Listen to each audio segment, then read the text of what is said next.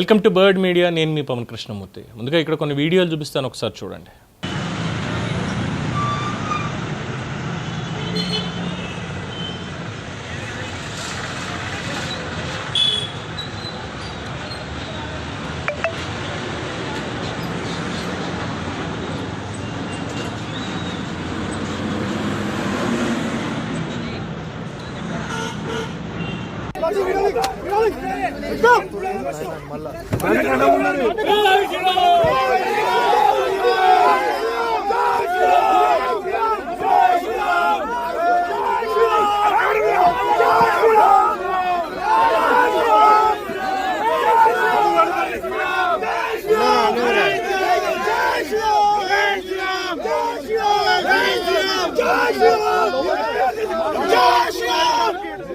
చూసారుగా వార్త ఏంటంటే, మల్కాజ్గిరి కమిషనరేట్ పరిధిలో ప్రతాప సింగారం ప్రశాంతంగా ఉండే అయ్యప్ప స్వామి ఆలయ ప్రాంగణంలో నిన్న చోటు చేసుకున్న ఒక వికృత ఘటన స్థానికంగా తీవ్ర ఉద్రిక్తతకి దారితీసింది. ఆలయ ఆవరణలో హనుమాన్ మందిరం పైకెక్కి ఒక గుర్తు తెలియని వ్యక్తి నమాజ్ చేస్తూ కనిపించడంతో స్థానికులు అతన్ని పట్టుకుని దేహశుద్ధి చేశారు. నిందితుడిని మేడిపల్లి పోలీసులకు అప్పగించారు.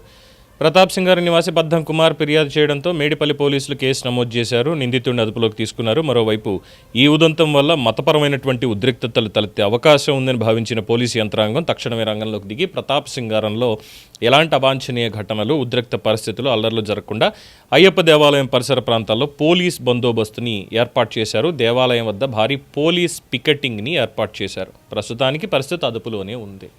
ఎక్కడుందండి అదుపులో అంటే ఏమిటి? ఇది పవిత్రమైనటువంటి రంజాన్ మాసం వాళ్ళకి మసీదులు ఉన్నాయి కదా నమాజ్ చేసుకోవడానికి.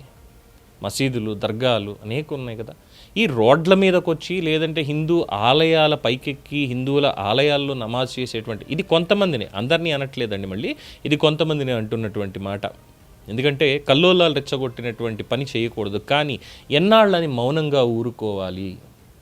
చట్టం తన పని తాను చేసుకోపోతుంది, బాగానే ఉంది. కానీ ఇది కొత్త, మనకి ఇది కొత్త కాదే. ఒక్కసారి సోషల్ మీడియాలో సెర్చ్ చేసి చూడండి, గుడిలో నమాజ్ అనగానే వచ్చేటువంటిది. బక్రీద్ సందర్భంగా పవిత్ర బద్రీనాథ్ గుడిలో ముస్లింలు నమాజ్ ప్రార్థనలు చేశారంటూ జూలై 23, 2021లో పోస్టు. గుడిలో నమాజ్ చేసిన వ్యక్తి అరెస్ట్ చేసిన పోలీసులు. జూన్ 11, 2023 నమస్తే తెలంగాణ. తర్వాత డిసెంబర్ 30, 2021లో డిఫరెంట్ ఇష్యూస్. రాజస్థాన్ జైపూర్లో కాంగ్రెస్ ప్రభుత్వం గుళ్ళో నమాజ్ నిర్వహిస్తోంది పోలీసులను మోహరించి. 2023 జూలై 29 గుడిలో నమాజ్ చేశారని వ్యక్తి అరెస్టు. టీవీ 9లో వచ్చినటువంటి న్యూస్ 2023 జూన్ 11. మత సామరస్యం కోసం మధుర గుడిలో నమాజ్ చేశారా? 2020 సంవత్సరం నవంబర్ 5. ఏమనాలి? 2023 జూన్ 11 తొలి వెలుగులో కూడా వచ్చింది గుడిలో నమాజ్ చేసిన వ్యక్తి అరెస్టు. సోషల్ మీడియా నిండా ఇవే ఉన్నాయి. మరి ఈ గుళ్ళలో నమాజ్ చేసుకోవడానికైతే ఈ మసీదులు నిర్మించడాలు వీటికి రోజు రోజుకి ఎందుకు ఈ పర్మిషన్స్? నివాస గృహాల మధ్యలో కూడా ముందు ఈ ఇంటి పేరుతోటి తర్వాత మసీదుల్ని కట్టేసుకుంటున్నారు ఎక్కడికక్కడ. తప్పులేదు, వాళ్ళు నమాజ్ చేసుకోవడానికి ప్రార్థనా స్థలం కావాలి, వెళ్ళి చేసుకోండి. కానీ హిందూ ఆలయాల దగ్గరకు వచ్చి చేయడం ఏంటి? హిందూ ఆలయాల దగ్గర చేయడం ఏంటి? ఢిల్లీలోనూ సమ్వేర్ ఎక్కడో మొన్న మధ్యన ఒక న్యూస్ కూడా చూసాం.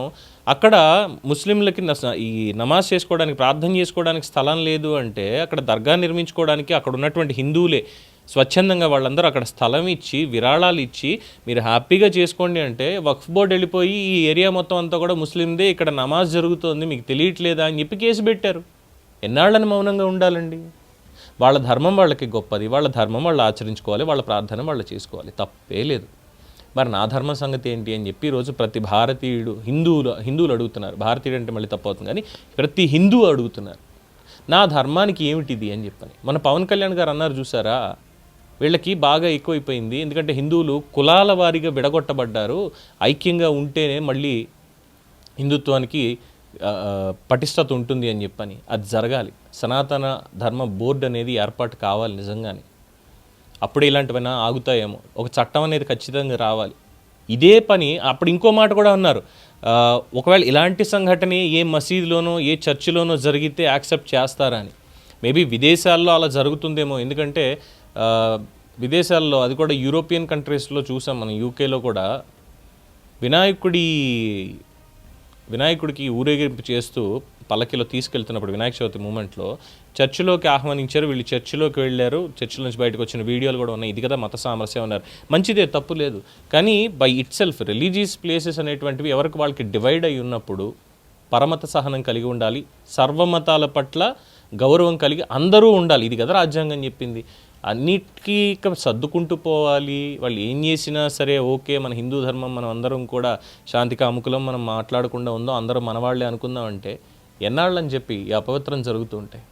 ఎన్ని సంఘటనలు జరిగాయి అనేటువంటిది ఇప్పుడు నేను కొత్తగా హిస్టరీ చెప్పక్కర్లేదు, అందరికీ తెలిసిందే. సికింద్రాబాద్ ఆలయంలో ముత్యాలమ్మ ఆలయం దగ్గర జరిగినటువంటి ఘటన కావచ్చు, ఇతరత్ర ఎన్నో ఉన్నాయి.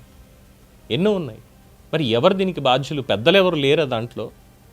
పెద్దలు ఎవరు చెప్పరు, ఎవరే తప్పురా ఇది మనం వెళ్ళి అక్కడికి చేయకూడదు, మనకి మసీదులు అనేవి ఉన్నాయి, మనకి దర్గాలు ఉన్నాయి, ఇగో ఇలా ఉన్నాయని చెప్పి ఎవరు చెప్పరా వాళ్ళకి? ఈ ప్రశ్నకు సమాధానం దొరుకుతుందంటారా? మీ అభిప్రాయం తెలియచేయండి. చూస్తూనే ఉండండి ది బర్డ్ మీడియా.